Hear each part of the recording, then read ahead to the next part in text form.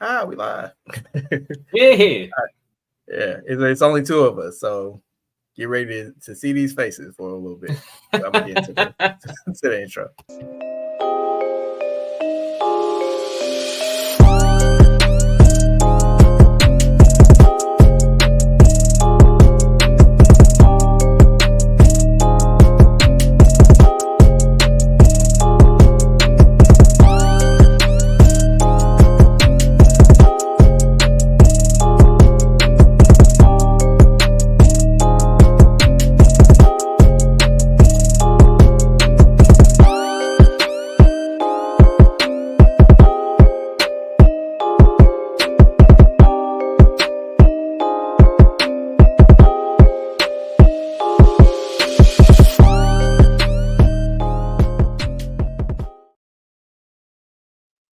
Welcome everybody to episode 330 of Technical Foul, the sports podcast you never knew you needed.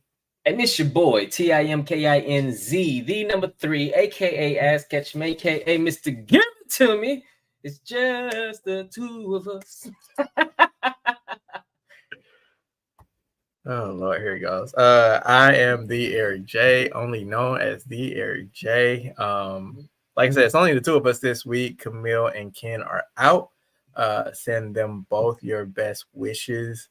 Feeling under the weather or just taking mental health days, which, we all need sometimes. So it's understandable, but we're going to try to hold it down, right, Tim? Yes, sir.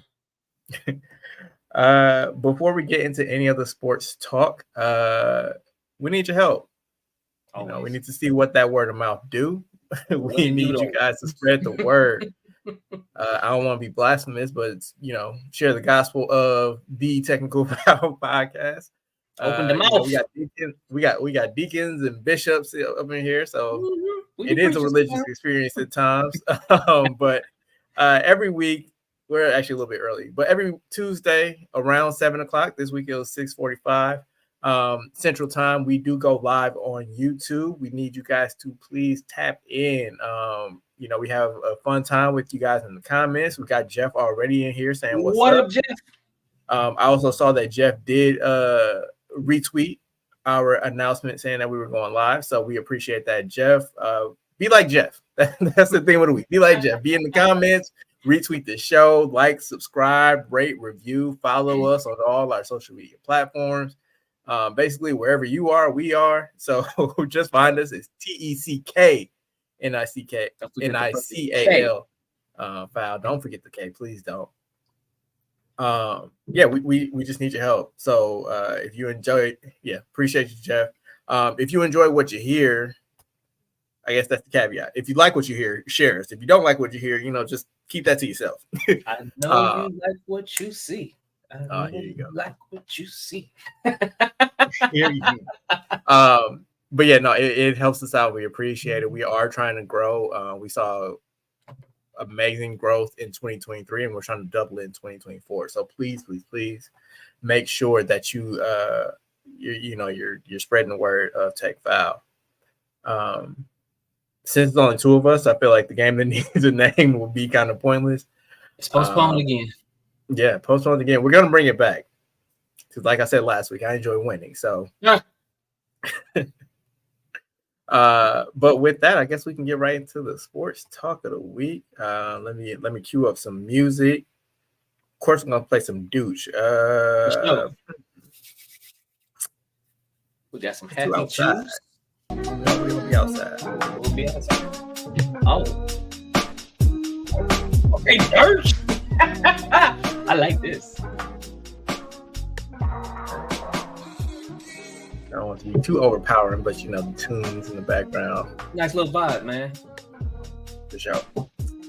I guess obviously the top story of the week is the Super Bowl, the 58th Super Bowl.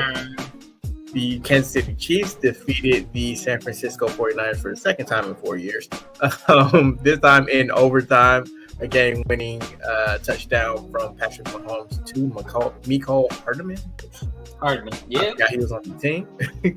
Shout out to him.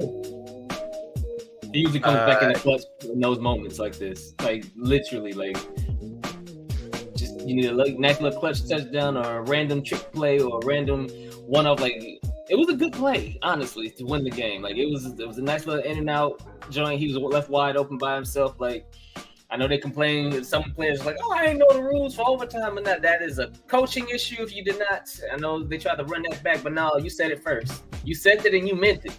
You said y'all ain't know the rules. That's up to the coaches. Meanwhile, Kansas City players like, yeah, we had presentations every week. Let us know what the word was. Yeah, Kyle Shanahan, he spent so much time feeding into his own hype about being an offensive genius. So he's in there tinkering around with plays and making sure, he can scheme it up. Got coaching one-on-one, which is make sure that your players know the rules, player. All of them. The whole nine, even the new ones. But, yeah. Did you enjoy the game? It's football, so it's football without the Packers. So there's a cap on my enjoyment level. It was fine. The first half was a little boring. I know you like defensive struggles, but that was my type of game. That was my type of game, bro. Like, yeah, the defensive struggles is honestly, it was one of the. So you have the number 2 and 3 defense in the league going against each other. So it's like you expect things to happen. Like, you expect fumbles, you expect picks, you expect the big defensive stops, you expect kind of. Honestly, like, it's hard for them to get the points on the board. It'd have been a damn shame if we went in halftime when the grown man couldn't light up the scoreboard, but thankfully we didn't go in halftime 0-0. What up, Jake? Brother, you cannot use that for halftime. Like, a game, I'll give you a pass. Hey, like, you shouldn't get shut out. But they were struggling. It was a struggle, but again, it's kind of expected with the two teams that was going against each other. You don't expect a shootout. I mean, it's expected to a point, but it didn't even necessarily feel like it was great defense. It just felt sloppy and undisciplined for a lot of it. It was like, I'll give you that too. The offense is more so beating themselves than the defense is locking them down. Lots of holding calls. Yeah, it was like a lot of penalties, like the fumbles and it wasn't an interception in the first half, but the fumbles were just like kind of not necessarily self-inflicted, but it was like that shouldn't have happened. Like, I know on the Chiefs one, when they were in the red zone, like the tight end completely whiffed on the block, and it's like that's the type of stuff that you cannot have happen in the Super Bowl. Like, you need to be tight. Like, I get it, if somebody makes a great play on the ball, tip your cap to them, but like, you can't miss that block. That's a key block and the key point in the game, and that's why, allegedly, according to Tony Romo at least, that's why Travis Kelce went off on Andy Reid. He's like, keep me in the game, and that don't happen. But I don't know. Like I said, the first half was kind of slow, kind of sloppy. But then like the fourth quarter into overtime, that's stuff that you love to see. So on balance, like, I think it was one of the Super Bowls of all time. I wouldn't say it was one of the greatest or one of the worst. It was right in that middle. The Super Bowl. I mean, I get it. Like, I mean, there was almost 125 million people watching it. Like, that's great Super Bowl of all time. How many of them were Swifties? I mean, probably like 60 million of them. Like, you know what I'm saying? Like, and that's why they kept showing the box. So, and I made mention of it last week when I was like, I don't really. There's those that be like, well, they only showing 30 seconds of Taylor Swift, and everybody going crazy. Like, no, they're not only showing 30 seconds of Taylor Swift for one. Don't do that. Two, there was a prop bet for over or under 5.5 appearances by Taylor Swift. They showed that woman 8 to 9 times that game. I wouldn't know. I was taking shots after each one of them. That's on you. If you thought CBS was going to limit their exposure to 5 times, like, I don't even bet, and I would have took that bet. You just wanted alcohol poisoning. That's all that was. It was crazy. It was crazy. But again, like I said, I enjoyed it because I do enjoy defensive struggles, or defensive games. If you have the top 2 or top 3, 2 of the top 3 teams in the league on defense, I do expect, not a high turnover rate, but I do expect interceptions on both sides. I do expect somebody to maybe get like more sacks on both sides. I do expect these things to take place, but at the same time, if you can put points on the board, you see that it's well-earned points. Like the scoring drives, like, okay, damn, that was a nice throw. Damn, that was a nice catch. Ooh, they almost got him, bro. He was gone. Patrick Mahomes, he left him in a rushing, bro. He had 66 yards running. My man's was skedaddling. Like, but those are the things that once they actually scored in overtime, again, it was another one of those. That's why I enjoy it. It was one of those, hey, they put the work in. They was moving, bro. They were really finding their spots. That was a nice play. That was a nice play. Oh, man. So that's part of the reason why I enjoy it, because you really have to scheme up some things and really have to open up the playbook in order for you to put points on the board in these situations. So I enjoyed that. I really, to be fair, enjoyed the halftime show maybe a little bit more than the game. Oh, 100%. I will say, like, to your point about Mahomes rushing, like, that was when he really took over the game. Like, if you remember, like, that, it was, I don't remember if it was the last fourth quarter drive, or it was like the second to last, but it was like a point in the fourth quarter where he was like, it felt like a by any means necessary. So it's like, hey, if they're not getting over, if they're not getting open, like, tuck it and run. Like, he picked up, I want to say, like, he picked up a first down, and then, like, he scrambled on the next play and got like a big chunk play. Yeah, it was like 28 yards. Really, like, I don't prescribe to the school of thought that wins are a quarterback stat. Like, it's the entire team thing. But, like, that was an example of a quarterback taking over a game in a key situation.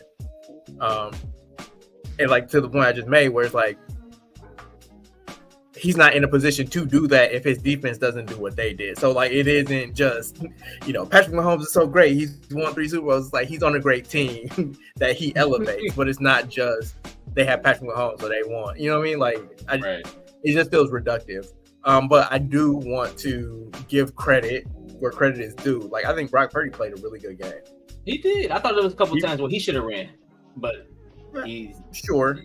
And I think you can nitpick it, but, like, coming from somebody who came away thoroughly unimpressed by him in the Packers game and to an extent in the Detroit game, like, he really played well. He played under pressure. I think he played under control. I think the one thing about him is that he seems, from the eye test, I haven't looked up any stats to back this up, but he seems to play well, like, under pressure. Like, it seems like he gets throws off when I'm like, oh, he about to take a sack. You know what I mean? Like, it's like he has a man in his face and just, like, he gets it to his players. Like, so, again, credit where it's due, but he got it to McCaffrey a lot.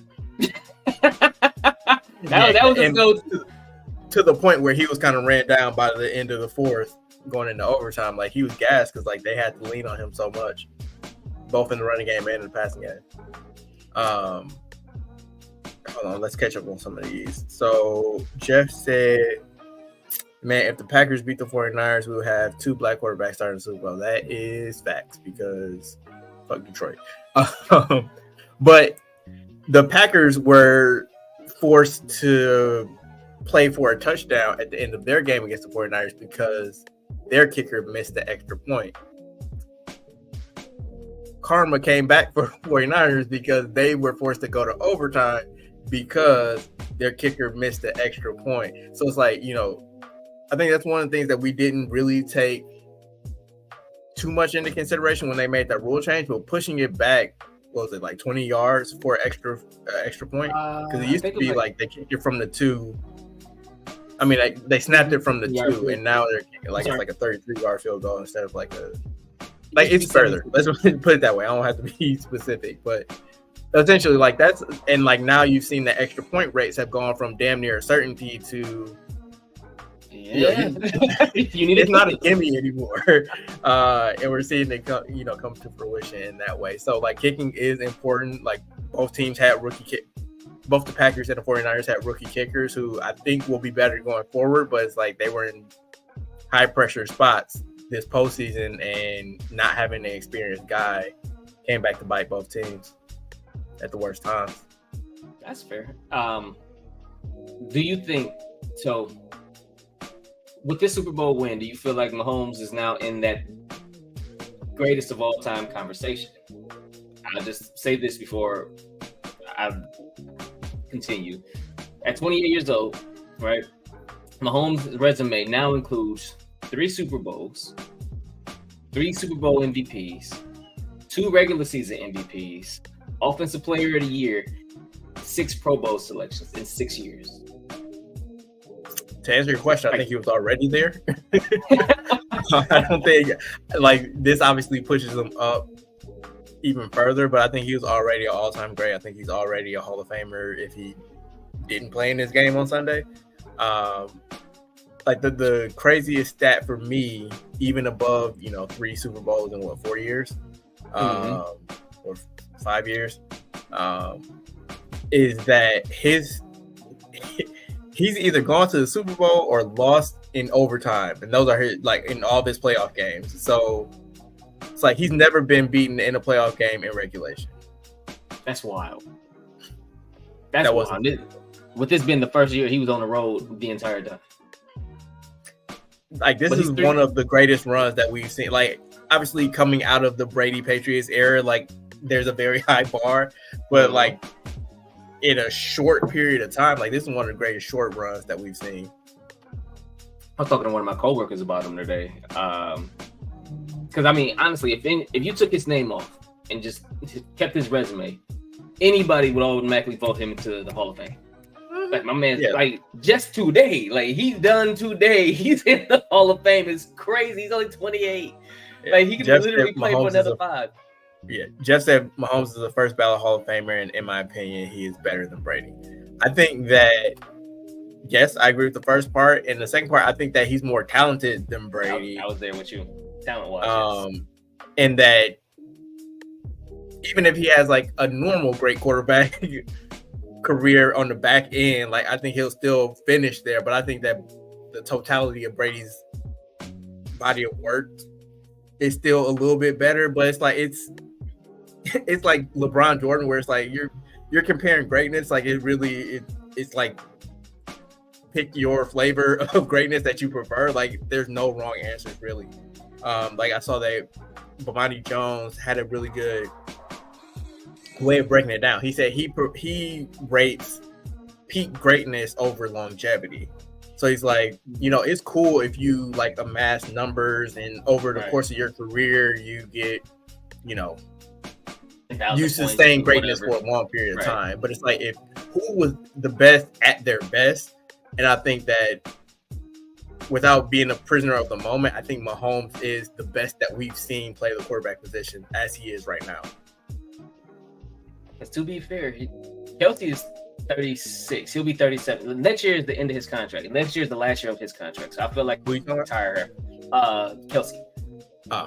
So next year is the last year of his contract. He's like 36 already, about to be 37 next year and stuff like that. But if you consider, Rick been gone for 2 years now, right? So Rick got him one before he left. But he hasn't necessarily had a true number one outside of Kelsey. Like, Rice developed as the year went along. Yes, he got better as the year went on. He developed a rapport with him. Yes.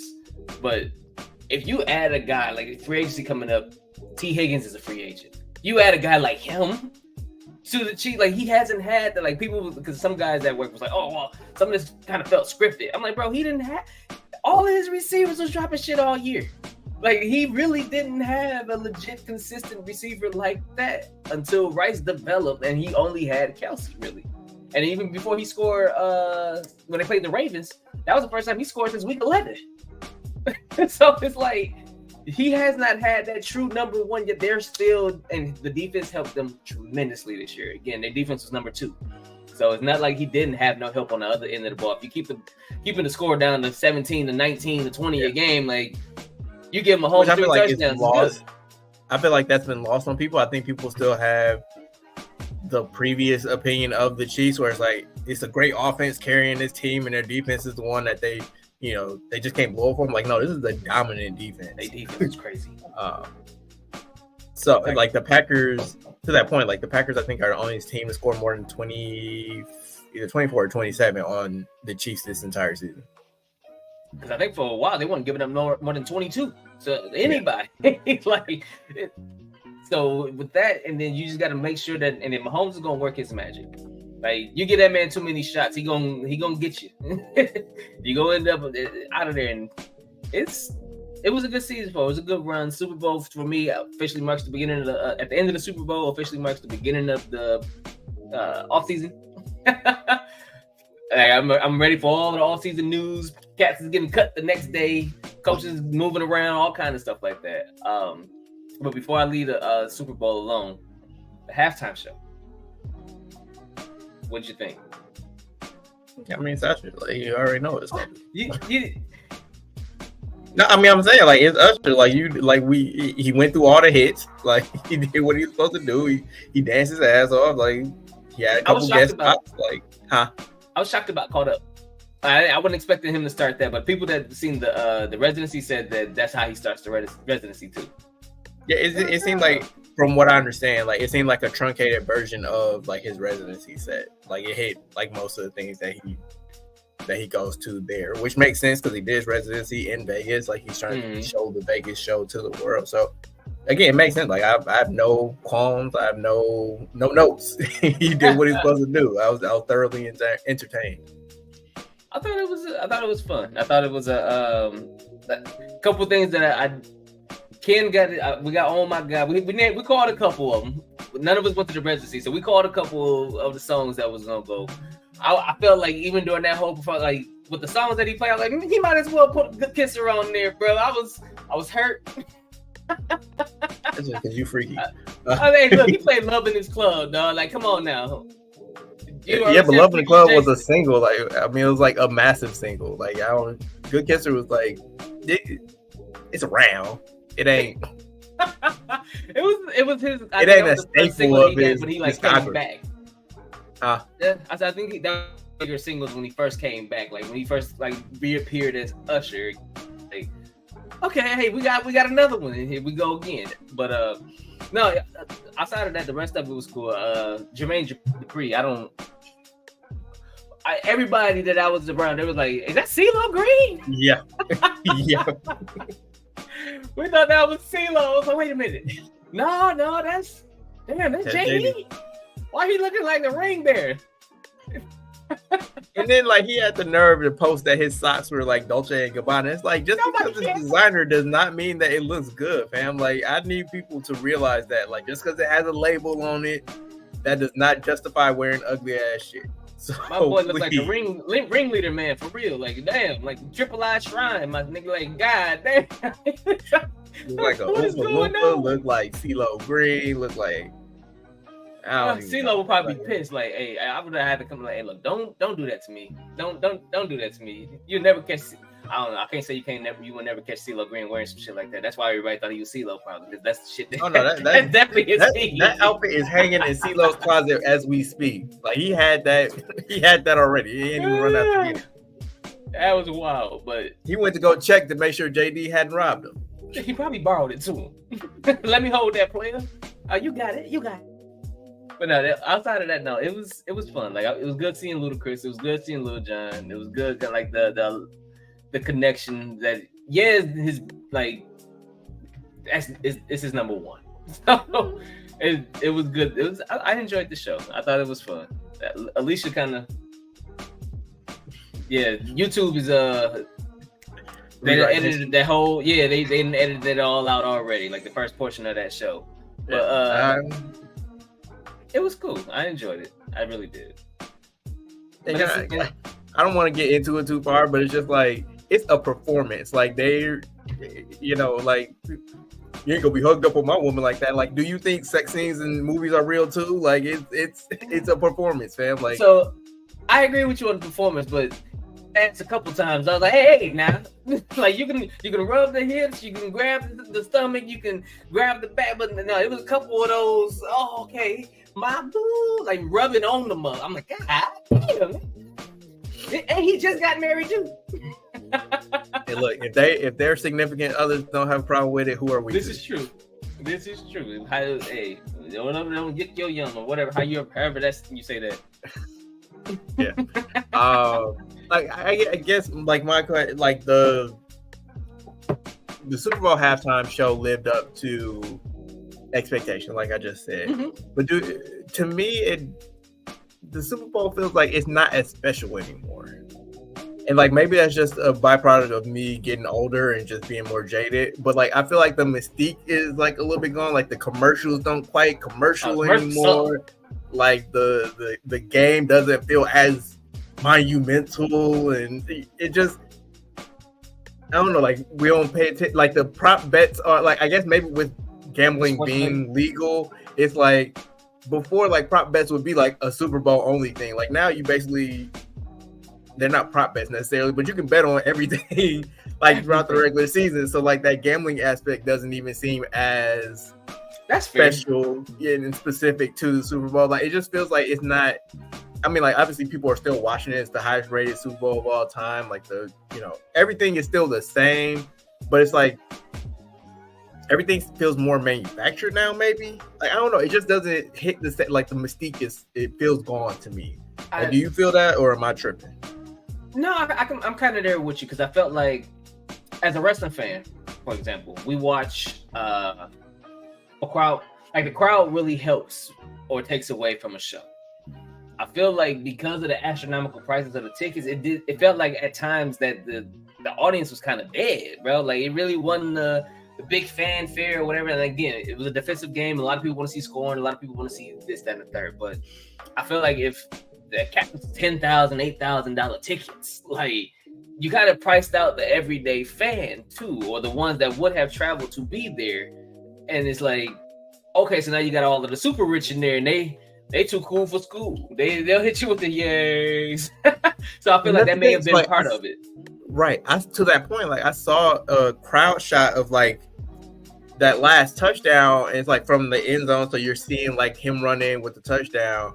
And like just looking at the crowd that was behind that end zone, it was just like polite applause. Like you didn't see anybody like throwing their hands up. Like it wasn't a celebration really like of that moment. Like it was just like, oh, nice, the game's over. Clap. Good. One of the teams played hard. Good job, guys. You know what I mean? Like it just, I don't know. Like it doesn't grab me the way. Again, like my feelings on football are well known, but I feel like the Super Bowl should still be special. Like not to bring it to wrestling, but like they still do a really good job of making WrestleMania feel special and grand and like this big thing. And it's just like the Super Bowl is just like, it's another football game. Like we always see the jokes on social media where typically women are like, oh, there's a football game at the Usher concert. You know, like that's been the joke the couple years, but like that's really what it felt like. And to Shell's point, like it does feel like more of a corporate event. Like maybe that's what I'm feeling, and it's seeping into the enjoyment of the game. Because like even with the commercials, it's like they release them before the game even starts. Like you can watch the commercials.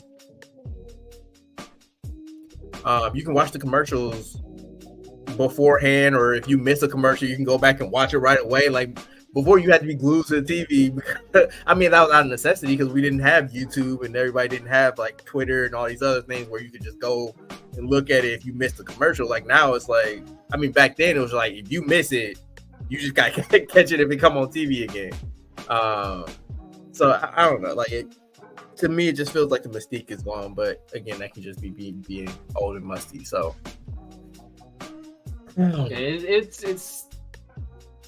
it felt more money driven. I guess maybe that's it too. Like you said, a corporate event, but it felt more like it's money time than it's the end of the season, last game of the season. Let's cherish this last game and make it like a thing. Like hell, like you said, the commercials, even the commercials, I'm like, oh, it was only what 2 commercials really that was like, okay, crank it. The movie trailers, which the movie trailers were the better commercials, honestly. Twister's commercial, I know how you feel. Twister is one of my absolute favorites. If it's not Idlewild is number 1, Twister is number 2. I love Idlewild. We'll unpack that later. But yeah, about Twister. Twister's coming out. I was like, oh, I have to see this. Now, it wasn't something that I was expecting. It wasn't something that was needed, sure. But since it's here, I'll be there. 2, well, 3 then, because you did say, because Jeff's point, Deadpool commercial, I was like, okay, I can't wait for Deadpool. 3 was the RTV commercial with Stone Cold in it. Like I felt like that was one of the better commercials. But everybody had the mullet with the I missed it. Business in the front, party in the back. Gotcha. But that was, to me, those are the 3 commercials because I'm not looking for another Planet of the Apes movie. Yeah, and I think maybe I put movie trailers in a different category because like movie trailers are movie trailers. Like if it's a movie that I want to see, like I'm gonna be excited about it. So like that's different from like the act like Bud Light commercials or I was about to say Sierra Mist. Was it Starry now? Starry with they talked about. Or actually, I think it was Mountain Dew because it had Aubrey Plaza and Jay Cargill and. They both had commercials. Okay. Because Starry had Ice Spice. Oh, Ice Spice. Yeah. Which I will say, like her. Between being in Super Bowl commercials and then being in Taylor Swift's suite, like she's not beating those industry plant allegations. I'm sorry to say. I think I can name one of that girl's songs. And hey, listen, but Lotto got the heat for her. Lotto got all the smoke for her. That just feels like jealousy at this point. Yeah, like movie trailers again are a separate category. Like Deadpool, Twisters, like you said, like.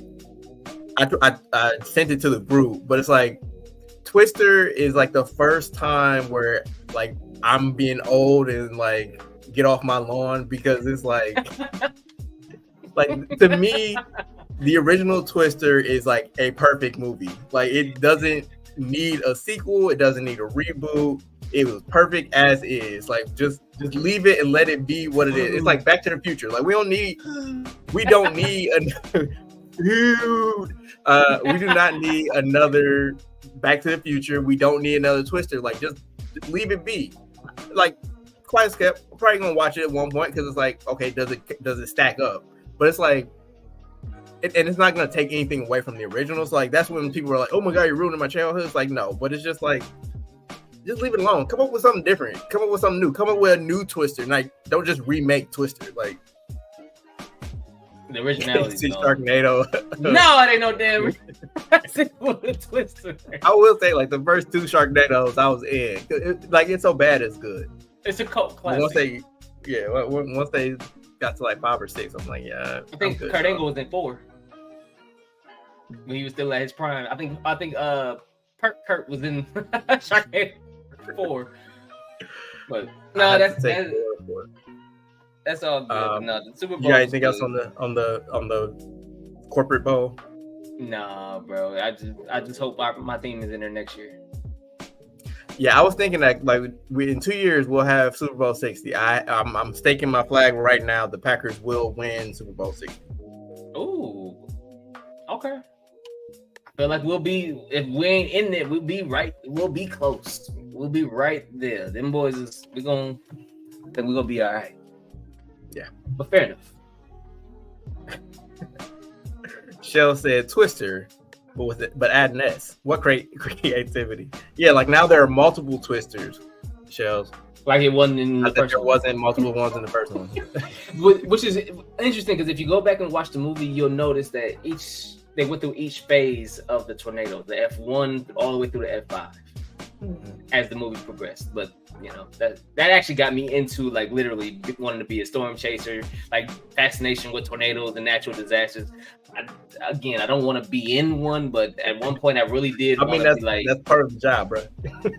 I feel you. No. I'm saying at one point I did want to like be in a storm chasing vehicle that can drill into the ground and let the tornado go past. Like one of the most beautiful things I think I've seen is a water spout. Like that type of fascination with tornadoes. I watch with them. That's what Sam said. She's like, "You crazy as hell." I was like, maybe a little bit. Yeah, no. And like to my point about like Twister being like the perfect movie, it's like I feel like you can watch that now and still not pick out a single like plot hole for it to have been made in 95, 96. Like the effects they hold up still. Like the story is really good. You have an amazing cast, like then and now. Like if you look back at that cast, it's like, damn, he was in there. Damn, he was in there. Like perfect movie. Don't touch it. You don't need like, and like I don't even know any of the people that I saw in the trailer. Like I had to look up because like one of the guys' faces look familiar, but beyond that, I'm like, Helen Hunt might be back. You know, they usually bring somebody back from the original. Yeah. Whatever, I get it. Again, corporate bowl, like it's a money grab, and they're gonna try to bank on people's nostalgia for Twitter. Like, hey, we updated it, got bigger storms, and now we got 2 cows instead of 1 cow flying. Bigger CGI. Yeah, we'll see. But no, I'm good. I'm good on the corporate bowl. Yeah, it did. I know for a fact. I say that I'm like 99% sure. Like it came out in '96, because it was like one of the first blockbusters that I actually saw in theaters. It was that, and I think Independence Day. That's on the same summer. Formative movie going experiences for a young Eric J. Mm-hmm. Yeah, those were the times. But the Super Bowl was not the only. I'm not even gonna make that comparison. I was gonna say it's not the only big event, but yeah, it was. It's the only big event of the week. But in the NBA, we did have the NBA trade deadline come and go. Because it felt like it flew by. Yeah, and I mean, like a lot of people, I feel like have been bemoaning the fact that like no real stars or blockbuster trades went down. But it's like, think about like how many trades we've had since September. Dame got traded, James Harden got traded, OG Anunoby got traded, Pascal Siakam got traded. So that's 4 big stars, either all-stars or superstar role players. You know, like that. Like we've had a very active trade season, like on the superstar front, and like now this trade deadline felt like a lot of teams kind of getting reinforcements or kind of shoring up deficiencies that they identified in the first half of the year. So like to me, I feel like people either did what they needed to, either they did their work early or they felt like they were good with what they had. And like I really can't fault them for that. Like there's nobody where I was like, damn, they gotta make a move. It's like Laker fans are upset, but it's like realistically, you haven't. Everybody was happy about like what their summer was. Mm-hmm. It's like now they're trying to trade out all the people that they got over summer. It's like just give it some time, let it breathe, let it gel a little bit. Like they won the in-season tournament, so clearly they have a team that can compete with other team, you know, like that can compete. Like they just need to kind of put it, not compete for a championship, but like I think that they have enough like to where they can make some noise in the playoffs. So I don't think that they needed to go out and like make a big move, acquire a third star or whatever it is. It's like I think they're better positioned in the summer to make that move once they see what this team is. Like they clearly believed enough in D'Lo, Reeves, Hachimura, what's his face, Gabe Vincent. Like those are all guys that they targeted and they acquired or re-signed over the summer. It's like, let that play out. Let's see what it is. Like this is a team that went to the Western Conference Finals last year. Like clearly there's something there and they just kind of have to recapture it. But like I'm not a Laker fan, but from the outside looking in, like I don't think that they needed to make a move. Same thing with the Warriors. It's like this is a championship team. Like Draymond's been in and out by his own damn fault, but he's been in and out all season. They finally started playing the young guys. They've started showing promise. So like if Wiggins and Clay can at least get back to not killing you and like adjust to their new roles, I think Kuminga coming on, Podziemski playing really well, even Lester Quiones has been playing well recently. Like that,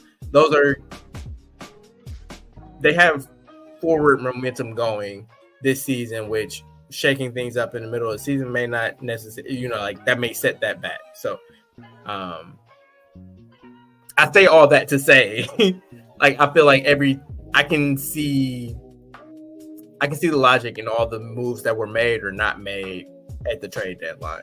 So what was your either favorite or most noteworthy trade deadline or buyout season acquisition? Sheldon, to answer your question real quick, Gabe Vincent's only played 5 games for him all season. So he's got to get acclimated with the actual team still. So and also think about it from the other opposite side. It's like if he's been hurt all season, why would another team then go out and trade for him? Like you got like you're betraying him at his lowest value if anybody will take them in the first place. If they do, then they're probably trying to use some shit that they don't want. So it's like you might as well, you believed in him enough to sign him in the first place, let him get healthy, and then hopefully he can provide something to you. Got to see it through, my boy. Got to see it through. But for me, hometown squad, we were expecting to be like just a hometown squad, the Bucks.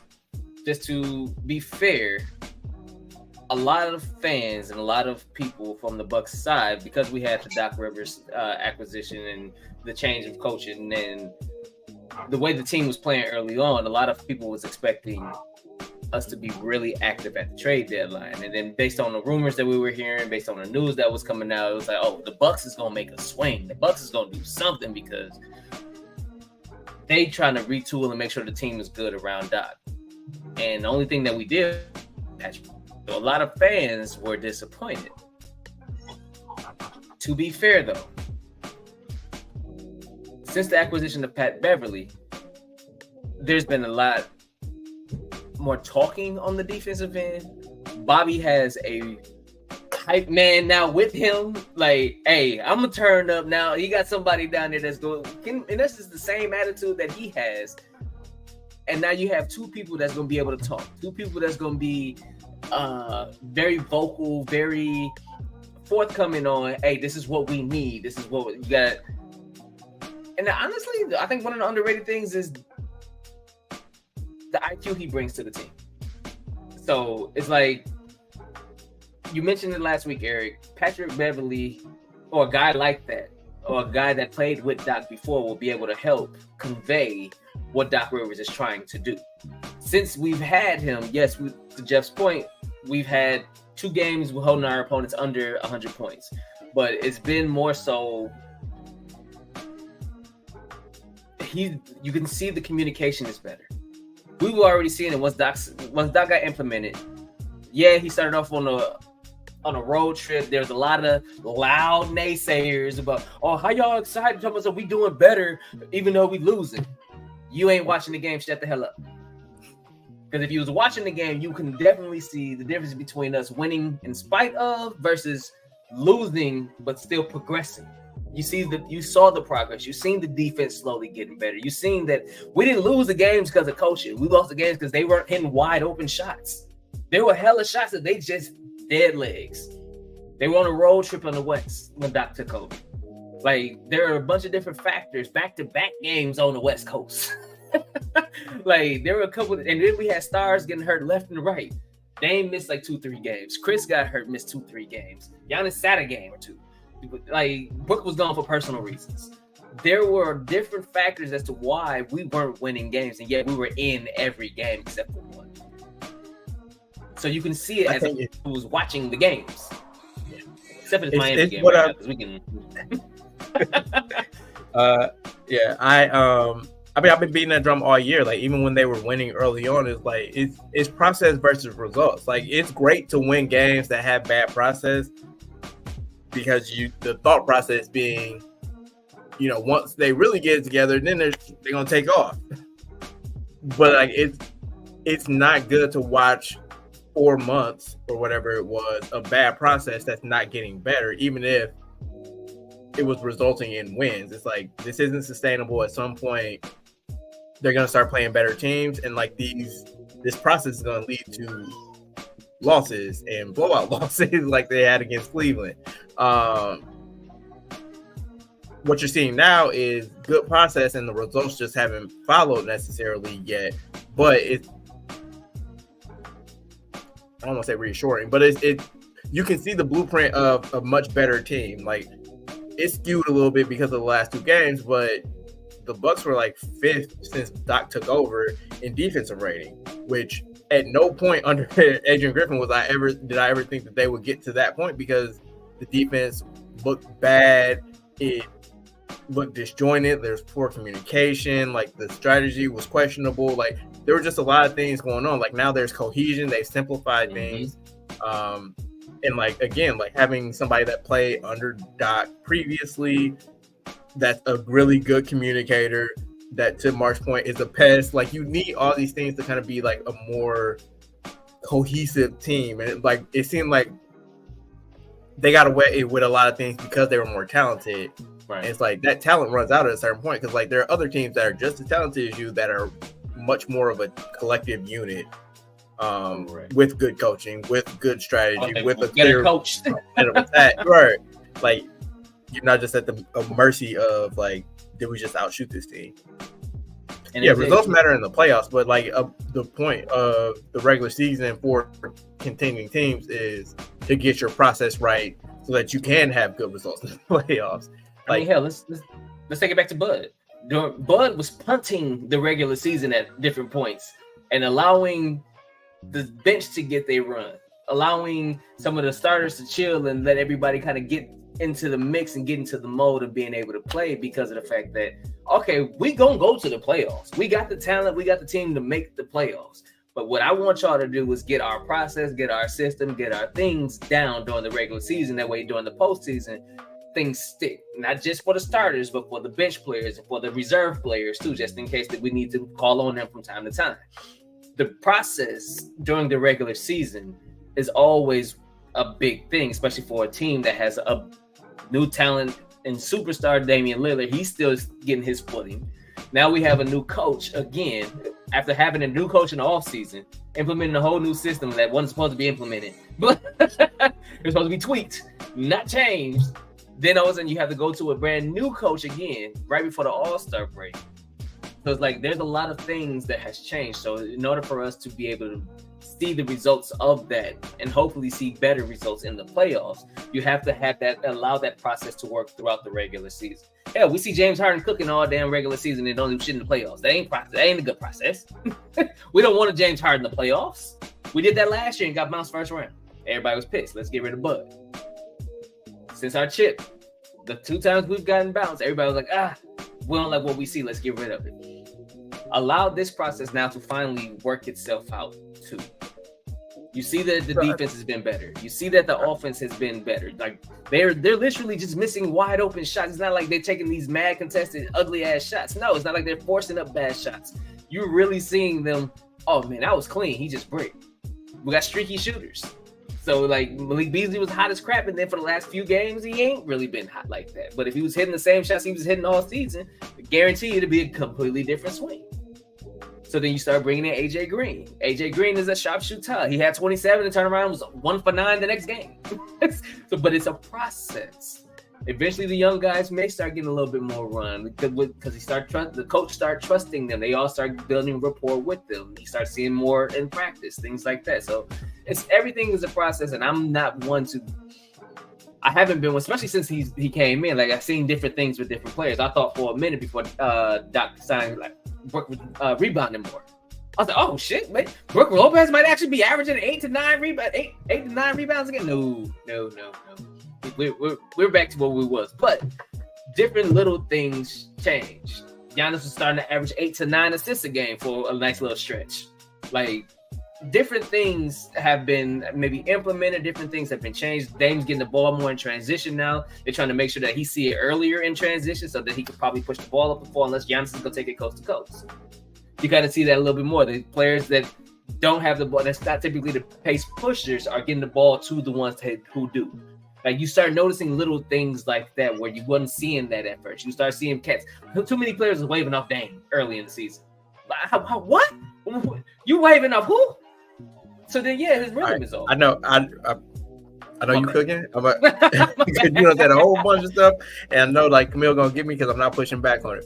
The one thing I will say about like process versus result, and going back to the Bud point is that I think the problem with Bud is that he was so married to his process that he couldn't then, like he would be kind of stubborn and stick to the process in the face of this shit ain't working right now. Like correct. Over the course of the regular season, like having a process down can kind of like it'll even out over time. Like the numbers even out. Like if you can do this, if you can repeat the same actions game in, game out, like the shooting variance and the talent that you have, like it's gonna win out more often than it won't. The problem with the playoffs is that it's a small sample size, and like your good process can get beat by an outer world opponent, like Jimmy Butler last year.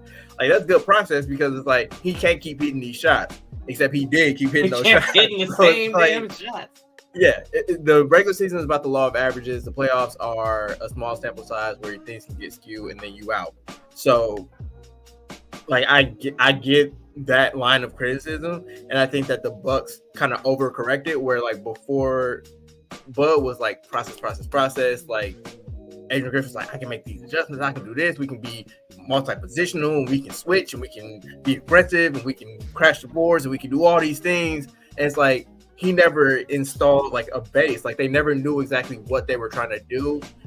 And like that's not building versatility if everybody's like, I don't understand what I'm doing. I don't get what I'm doing. Like you need to like build in like this is what we do, and this is how it branches off, and this is how we can kind of like try to attack, like mismatches. This is how we attack double teams. This is how we attack traps. This is how we attack drop. Like you need to have those counters built in, but you need to have a foundation on which you build, and that foundation wasn't there before. And I feel like that's what Doc's is slowly doing as he gets acclimated. Is he's trying to build a base. Like he's like, go back to the basics, do basic good. I think that's what Pat Bev said when he was talking to the assistant coach after he got traded. He's like, he repeated basically what the coach had said to him, which was do basic good.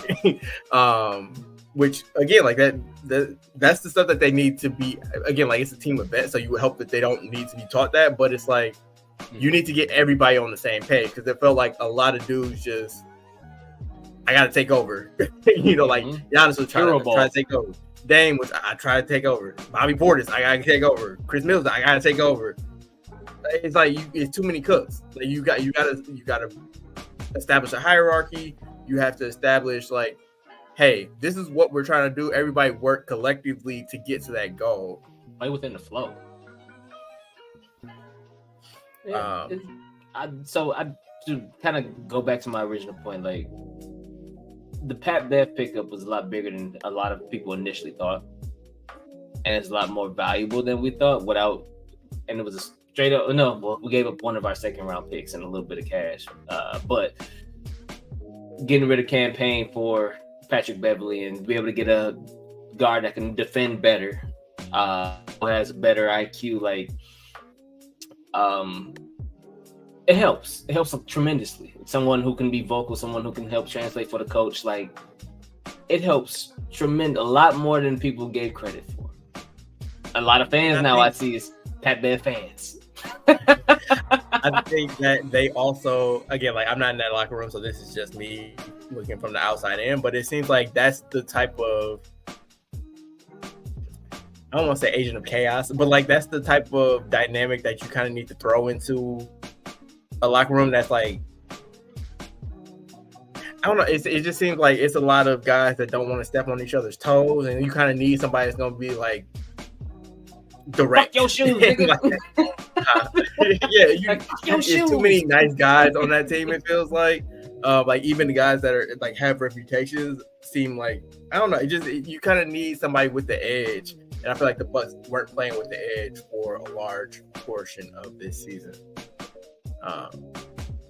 And like also like sometimes you need somebody on your side to kind of give you a kick in the ass at times. And again, like that's not something that they like. Bobby, stop fucking around. Like Giannis, pass the ball. Dave, start shooting. Like you need somebody that's going to challenge you in a positive way. Nigga. You need to go ahead and get your shit together.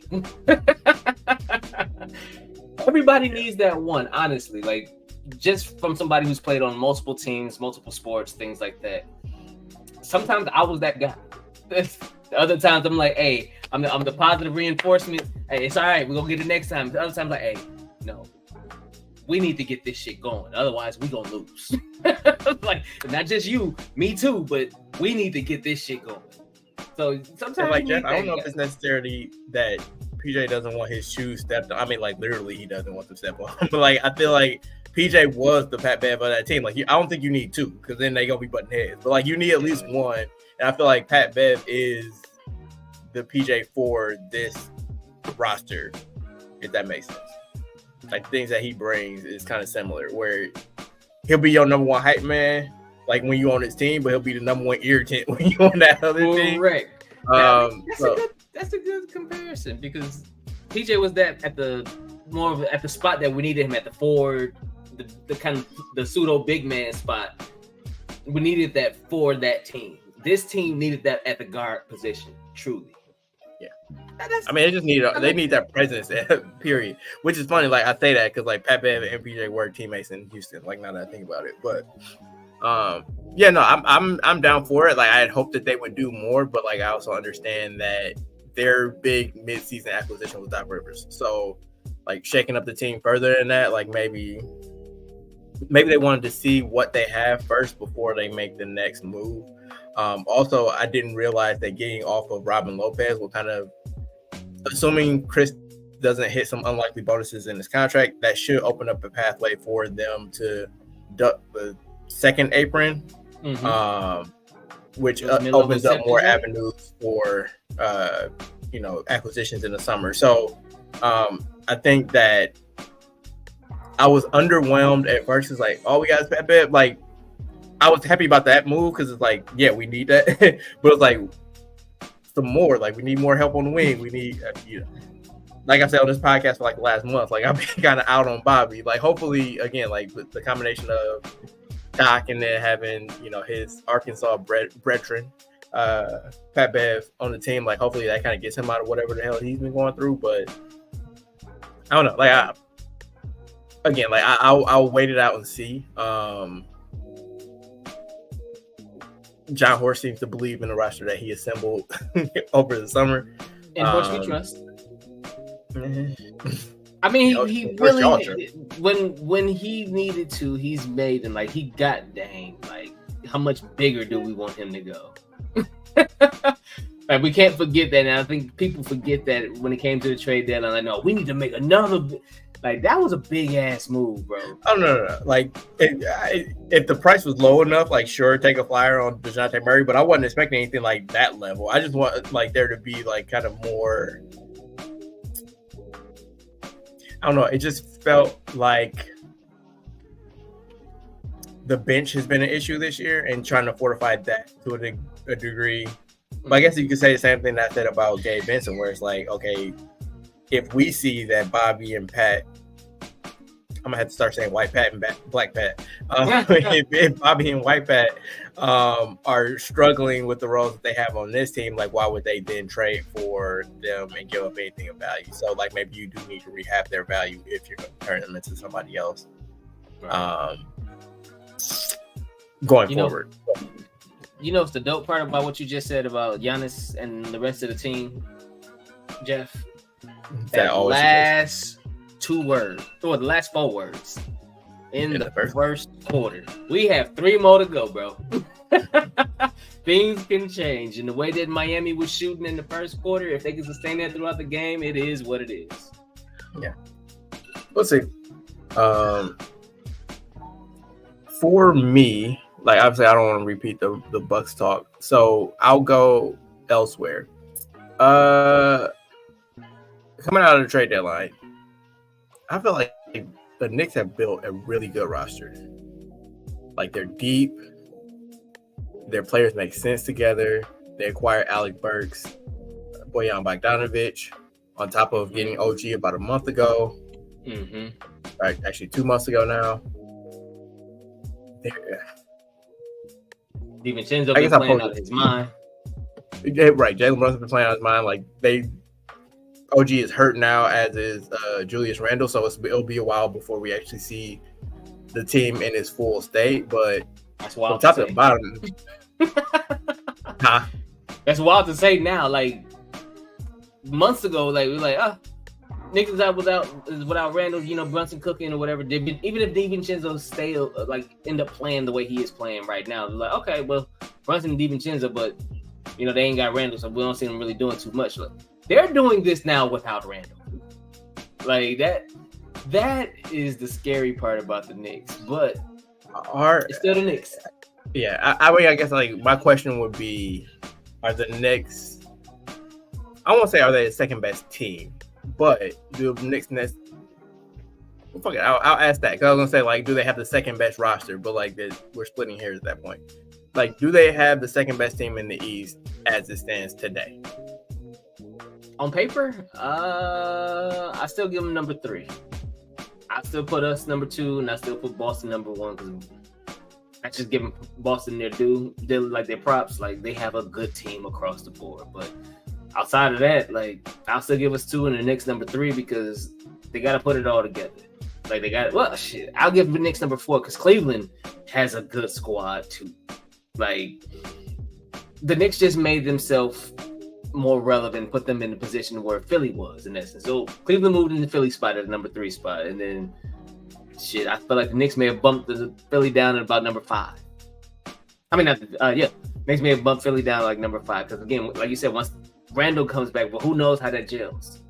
Because they made these acquisitions and they made this run, and the way that they've been playing without him. Who's to say when he comes back in, this shit don't Earl right because he needs to get his shots. Because he needs to get his touches. He needs to get his, like, you know what I mean? Like, who's to say that's not going to happen? But they go reevaluate Embiid in Philly in like 3 weeks. Now, at first it was 4 weeks. I think that was a week ago. So about 3 weeks, maybe 4 weeks, they go reevaluate Embiid to see if he can come back. If he can come back within the next month or 2, he'll still be back for the playoffs, which means Philly will still be a problem. So at the moment, I'll give the Knicks number 3. Yeah, with Philly, it feels like this is the slowest rollout for a season-ending injury I've ever seen in my life. Like I think that they know that he's not coming back, but they're just trying to string it along long enough to like, yeah. But I mean, maybe obviously I'm not in that room, but it just feels like from the initial reporting, like they've tried to walk back so many things, and it's just like string it along. Like they don't want to call his they refuse to call it surgery. It's a procedure. Like it's just like so much to like minimize what his injury actually is. Like I think they called it like he has a flap or something on his meniscus. They're like, yeah, that's a tear. Like they just don't want to call it a tear. Like it's weird. They were woo-wooing the fuck out of everything. Yeah, they're trying to drip feed like the information on his injury, and it just feels like at some point it's gonna come out like actually, you know, he had a setback and they're gonna shut him down for the rest of the year. Like I feel like that's gonna come at some point. Again, could be wrong, but it's just like the reading through the tea leaves of the way that this thing is being reported. It's just my gut feeling.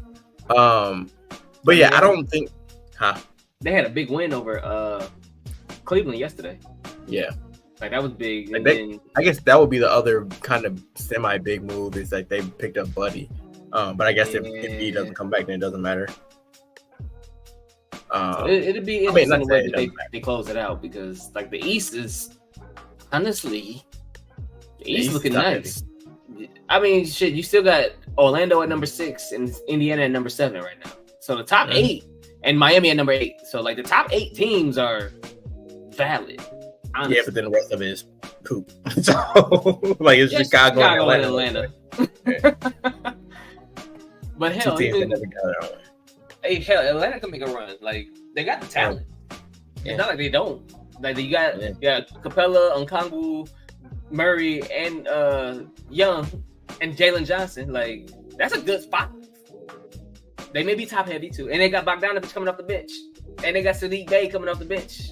Like they got that. So Atlanta could, if they get into Earl a little bit better. I got more faith in the Zach LaVine list Chicago Bulls than I do in full strength Atlanta. Like I just don't think that team is good. So they don't need to miss LaVine when they got Cody White over there cooking. Kobe, yeah. But yeah, that's my thing. I think that I don't know if the Nets. I got the Bucks. The Bucks got to prove it to me. Like they've offered the benefit of the doubt. It's funny because yesterday I texted my brother like I feel like this is gonna be a hate watch for me the rest of the season with the Bucks just because like it's been so disjointed so far. And then they went on their run. And I'm like, okay, they're just making it stupid. But I do think that they have to kind of earn back that top billing. And again, like we've seen reassuring signs, but I need like another 2 or 3 weeks after the All-Star break to really see what this team is. But I think that they can go on a run, so I don't want to put it out there like I just don't believe it. But like it has to be they have to reestablish it. Like I need to see Dame hit shots. Like that just hasn't happened yet. It's like if it's understandable why he's struggling, but if he's going to be struggling all year, like this is not a championship team. Like Dame he's the most important piece. But I mean, even with him shooting the way he's shooting, the games that he scored over 26, like I think we only got like 2 or 3 L's. So even with that, like it's still the talent is still like prevalent. On the like we said about process versus results before, like that shit don't matter when you get to the playoffs because you're playing nothing but good teams that can scheme against you. It's like if he's not knocking down these either open shots or makeable shots, like those are the best looks that you're gonna get in the playoffs. So I don't know. Like I just feel like he has to play better if we want to get to where we want to go. I believe it will happen, but I need to see it first. So I guess, like record-wise, regular season-wise, I think the Knicks have a better team. I think the Bucks have a higher ceiling.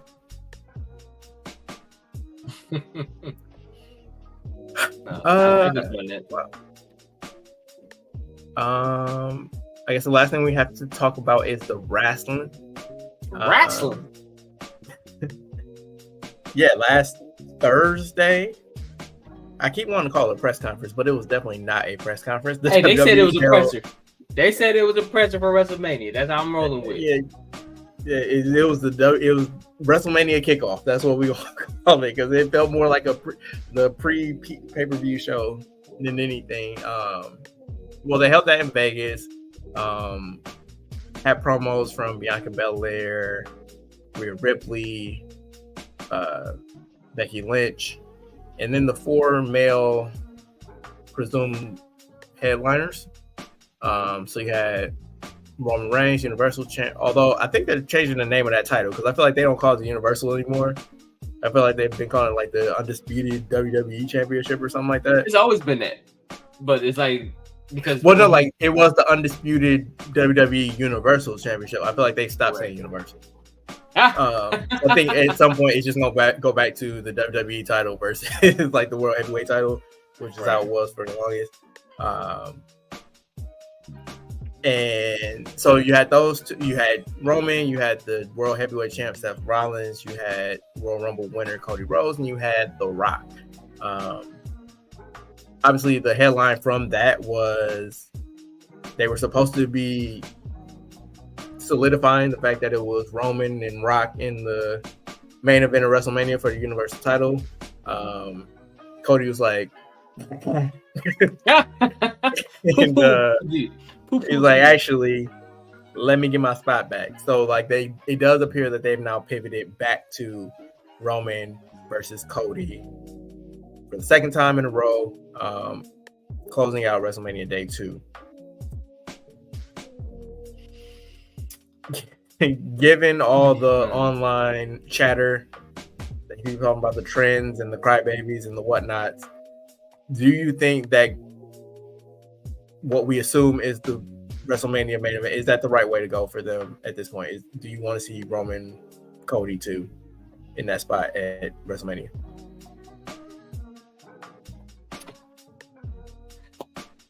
Here's what I hate about the crybabies. I'm gonna answer your question, but I'm gonna answer it with this. Before this happened with The Rock inserting himself, everybody was saying, I hope it's Rock Roman. There was a lot of, I hope it's Rock Roman. A lot of hype around, man. Can't nobody be, let's see the head. When The Rock said, should I sit at the head of the table? So many people, oh my God, I can't wait to see Roman Rock. That's what we need to see. And we said it last week. No, not like that. Don't take Roman. Don't take Cody's spot. I feel like if it was Rock Roman, saying what The Rock said, and we all knew, Rock Roman was going to be blockbuster. It's going to be top dollar no matter what. But because it didn't happen the way the fans wanted, they pivoted to Cody Reigns 2, which Sure, from a storyline aspect, let him finish the story. Okay, cool. That's still gonna be money. I don't feel like it would have been as money as Roman Rock, but now because of give me what I want, not like that. That's not what I want. Give me what I want. It done flip flopped. The demand now has become for Cody Roman as opposed to Roman Rock. When in essence it was reversed just a month ago. Hell, just 3 weeks ago. So at the moment, yeah, for the fans, if you want to appease the fans and everything like that, yes, the best direction would be Cody Roman to finish his story, to shut them the hell up. But if we wanted to go with what everybody was asking for from the jump, was Rock Roman, and they started doing it, and you motherfuckers said no, I still feel like Rock Roman would have been the biggest one if people didn't turn into Cody Crybabies. I don't like. It seems like they booked this in the way that most ensured that this is what we were going to get to eventually. It's like if you actually wanted to run Rock and Roman, like you don't have Cody win the Rumble. Like I think people would have been upset if like The Rock came in at 30 and like he won the Rumble. And he's like, I'm taking, like they would have been mad. Like I've heard that as like people like, well, if you want to do this, like don't have Cody win the Rumble and blah blah blah. I'm like, they would have complained that way because like even when he did the head of the table thing, like there was a loud contingent online that was talking about, but Cody's story. Like it was gonna happen regardless, but I feel like specifically booking it this way, where you have Cody win it, you have him point at Roman, then you have him like the next day or 2 days later, you start having them waffle about like, oh, maybe I will fight Seth, and then by that Friday, then you just have Rock come out, and like then it does look like he's taking his spot because like you literally have Cody standing there across from Roman. It's like, I ain't gonna fight you, but this dude will. And then he comes out and literally stands in the same spot that he was just standing. Like he literally took his spot. Like there was that, like spot. You knew what you had to know what the reaction was gonna be to that. Like it was instantaneous. Like the people in the arena were just happy to see Rock, so I think that they were just kind of like. But as soon as like the show was over, people were like, "Oh my God, Cody!" Like.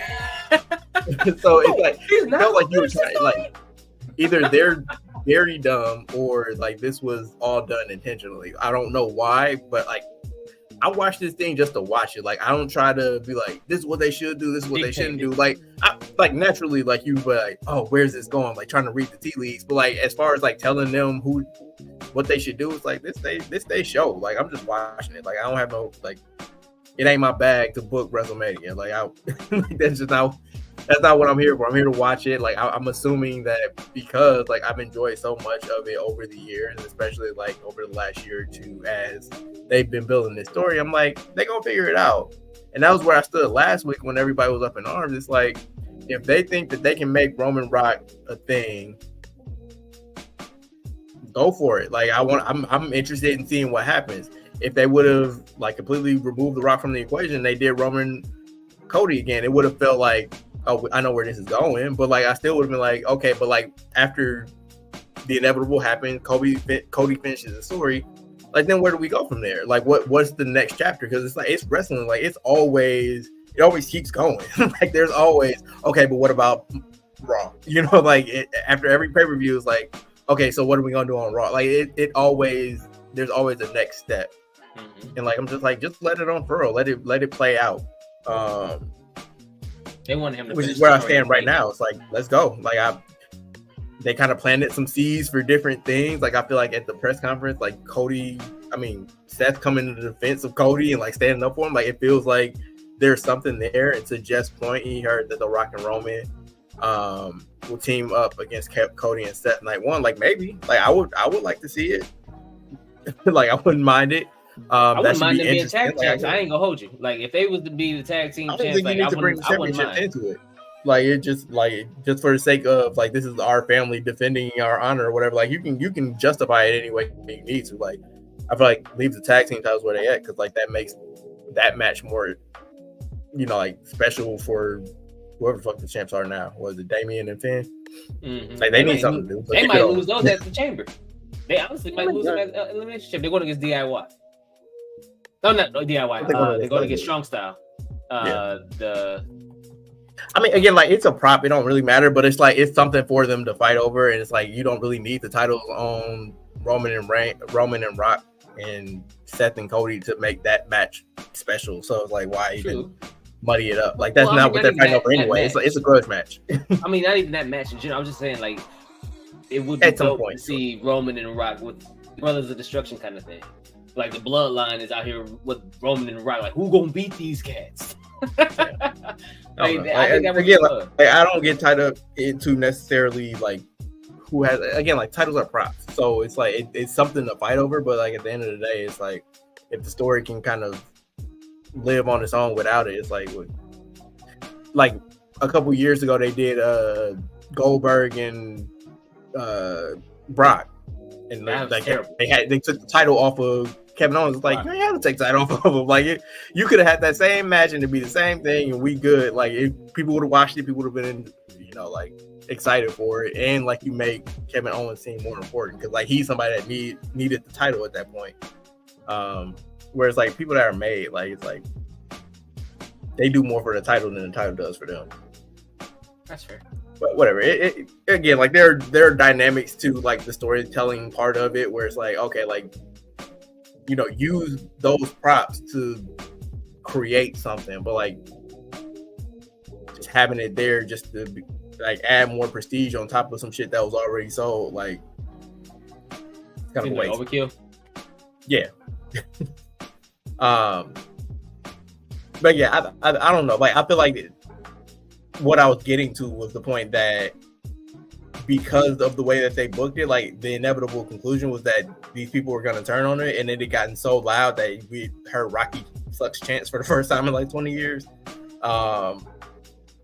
Like they would have shit on that match, and it's. I mean, if that's the alternative, it's like, yeah, man, you need to pivot and come up with something different. If that was the original plan. So yeah, I'm fine with where it goes. Like I'm really fine with anything, aside from like Brock Lesnar and Vince McMahon coming back. Mm-hmm. Yeah. But like storyline wise, like however you want to get there, like I'm sure, like I have enough faith in Triple H to this point and his like where things are headed under him.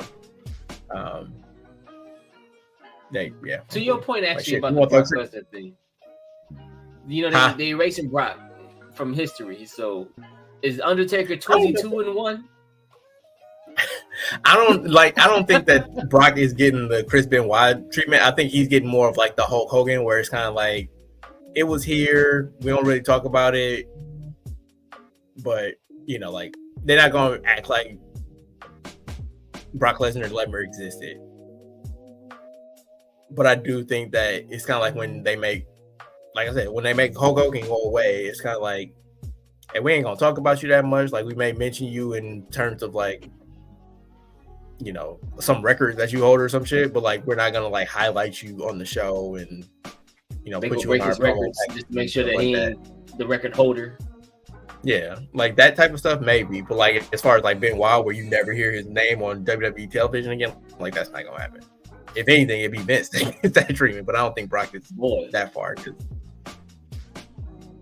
it's gross. But like, I don't think he actually ended up doing anything, at least from what the thing said, the lawsuit said. Yeah. I know John Laurinaitis is never gonna get mentioned again. I know that. Boy, but hey, he said he tells me. Hey, I was. Oh yeah, no, he's being like a bird. I know something you don't know. Let me tell you about it. But we got dates and receipts. And next week is Elimination Chamber, so the build up to that has been pretty interesting and pretty cool. Like I think that's gonna be some. It's gonna be some match, but we'll talk about that next week.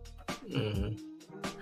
So I guess you want to talk about like where do you think things are going as far as let's keep it to the top 4 guys, or at least like what seems to be the top 4 guys right now, because they also WWE did release like a trailer for WrestleMania, which basically had Rock, Roman, Seth, Cody like as the key principal participant. So like where do you think we're headed with that?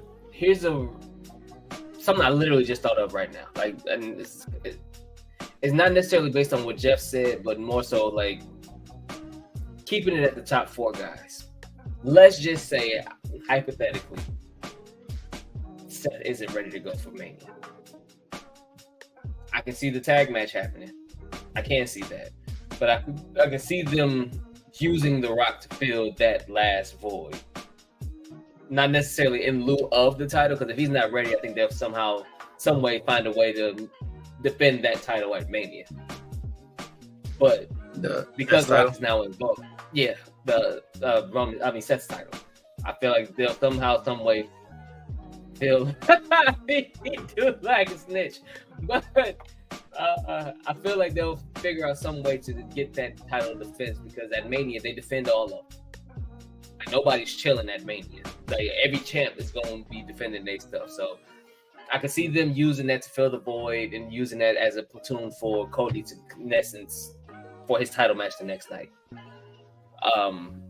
So with that being said, I'll say Cody Roman for sure. Hopefully Seth comes back healthy. He walking around, he hoop line, he jumping in front of The Rock after he's smacking Cody and shit like that. So I feel like his recovery is on par with what they're expecting, and he should be back in time for Mania. Seth to defend his belt, and who knows, shit. Well, the Elimination Chamber, the winner of the Elimination Chamber is supposed to be going to get Seth. Rock ain't gonna be left out for WrestleMania, so Rock will be there. What capacity? Honestly, I don't know.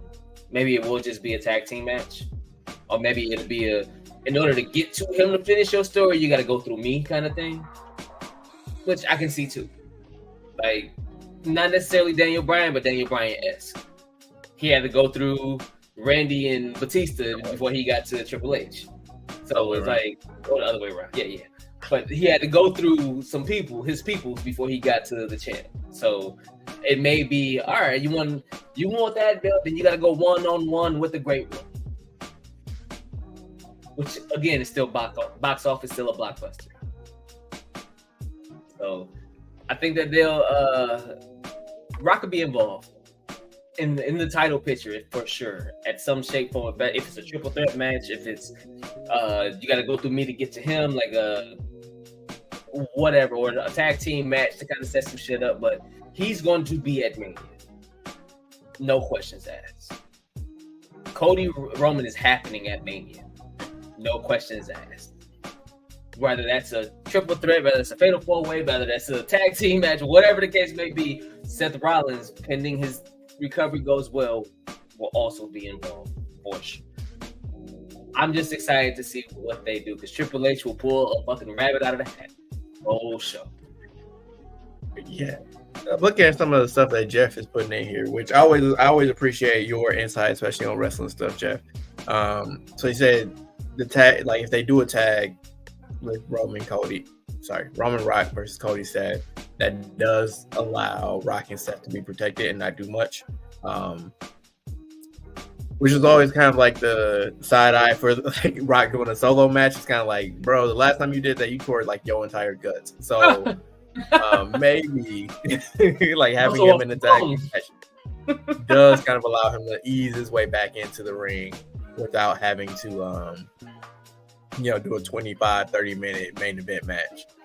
And obviously if Seth is only somewhat healed by then that allows him to not have to again carry a 25-30 minute main event match. So I do like that. Although the thing I wonder is like, does that kind of like, if your night 2 main event is then Roman and Cody, like having them in a tag team match and fight each other like literally the night before, does that kind of kill your main event? So we'll see. I don't know. It does seem like not Cody. Jesus Christ, there's so many white people names in this thing. It seems like Seth's promo yesterday was more direct shots at The Rock than Roman even. So like I do wonder if ultimately I think they don't necessarily know at this point. Like it seems like they're kind of doing it on the fly a little bit. But I could see where it's either the tag match or it is they just do the swap where they essentially do Rock Rollins for the world heavyweight title.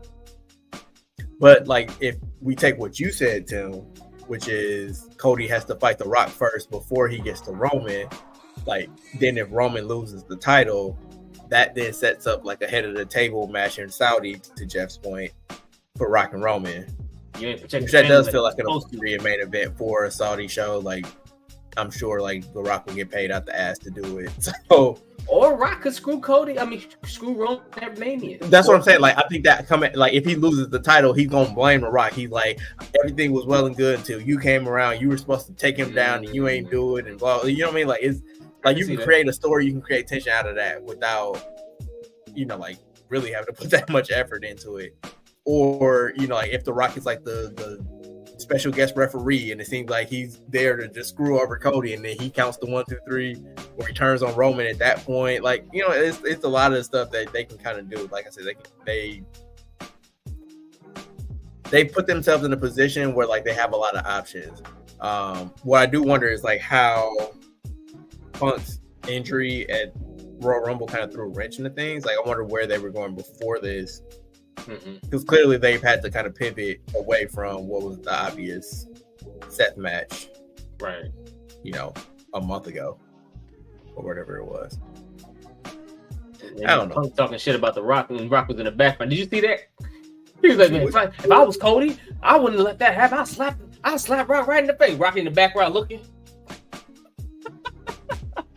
That was still gold too. Like just the little things. Like these cats are so professional with it and so cold with it. Like you added the most electrifying man in sports entertainment. In entertainment. Even though I heard he'd be burning shit down like Seth Rollins. But yeah, the most electrifying man in entertainment to the WWE again. Like during WrestleMania season, the possibilities in essence is endless. Like it's gonna be a fun. To all those trying to dictate what the hell is going on, just enjoy the ride. That The Rock is gonna take your candy ass on, like he said. Yeah, man. It's really interesting. We'll see. Like WrestleMania rarely disappoints. So actually, we came full circle because it's like the mystique of WrestleMania is still what it always was. I mean, Jeff said like having two nights kind of lose. I don't necessarily agree with that, but like I can see I feel like, from your perspective like how that would be. But it's like they were doing 8-hour shows before, so now you just get 2 4-hour ones. Starting at 4 and ending at 11, which is much more manageable. And like, that's what I was gonna ask, and I wish like the other two were here because I would love to know their perspective on it. But like with WWE going to Saturday night pay-per-views, how would you feel if the Super Bowl was on a Saturday instead of a Sunday? Like that really allows people to turn up and enjoy the night and then like recover on Sunday as opposed to having to come back, like because the game don't end until super late. Like I just feel like it. I get it. It's any given Sunday, so like it's like Sundays are built into wrestling, football, like on such a fundamental level. But I feel like a Saturday Super Bowl would be much more enjoyable from a viewing, and like you can get people together more on Saturdays. Yep. Kids can stay up late on Saturdays. You can find a babysitter on a Saturday. Although it's the Super Bowl, so everybody gonna be watching it. But don't matter. They can be all the grandparents watching the damn game. We can't get. But like that's my point. Like I just feel like that's something that the NFL needs to explore at least. And I feel, I don't know, like with the way wrestling's obviously different, but like I feel like with the way that wrestling fans pretty much immediately adapted to like, oh yeah, Saturday, keep it Saturday, please. Make like, the Super Bowl great again. They were talking about going back to Sundays, and people were like, no, absolutely not. So yeah, like again, the drinking aspect. Like I just feel like a Saturday. Like, can you imagine if it was in Vegas on a Saturday night? Boy, they'd have had so many different parties lined up. They'd have had some like more parties, not just the ones they had set up. But Cat was flying back out on Sunday. Hey, I gotta catch this flight after this game. Well, first thing Monday, they catching red eyes Monday morning. Party? Dude, the Super Bowl after parties would be crazy. The fucking betting will go crazy. Like the MGM be packed. The Bellagio be packed. Like all of them, it would just. Let's do Super Bowls on Saturdays. You sold me, Eric Check. You sold me. Let's do Super Bowls on Saturdays, bro. Turn up. It really was born out of the fact that like my boys were like turned on Sunday. I'm just like, bro, I'm trying to watch the end of this game, and now I gotta get up and go to work tomorrow, and I gotta start getting like y'all ready for school and all these. It's like, This would be much better if this was a Saturday. Yeah. So yeah, let's start beating the drum for Super Bowl Saturday. Make it a hashtag. I'm with it. Send it to the Rock. He'll probably call it SmackDown Saturday Super Bowl. Something like that. Crybaby ass. You know what I mean? Like also, quiet as kept, Cody Crybaby. That's some weak ass shit. Like, like that was so corny, and he thought he got a bar off. Take 2 chicken McNuggets. What? Yeah, that's funny. Yeah, whatever. But yeah, that is our show for the week. Again, Camille and Lord willing, Camille and Ken will be back next week. Hopefully we did them proud. Hopefully you guys enjoyed it. I again don't have any words of wisdom. That is Camille's bag, so I will just reiterate: please wash your ass and wash your hands. For sure. You know, it's February in Wisconsin, so the weather can be on any end of the spectrum. So, like, the best way to protect yourself and the people that you care about is to practice proper hygiene. So, you can find me on Twitter at BucksBurner. Camille's on Twitter, Instagram, PSN at Camille Monet. Ken is on Instagram at everyday_gentleman and on Twitter at kharris216. Although I don't think I've seen that dude tweeting forever. So I don't know if it's actually active, but that's his place. Ken, what you got? I mean, tell me what you got first. And it's your boy, TIMKINZ, the number 3, aka Ass Ketchum, aka Mr. Give It To Me. Super Bowl Saturday. I'm with it. Start the campaign. Bang the drum. We'll see y'all next week. Bye, y'all.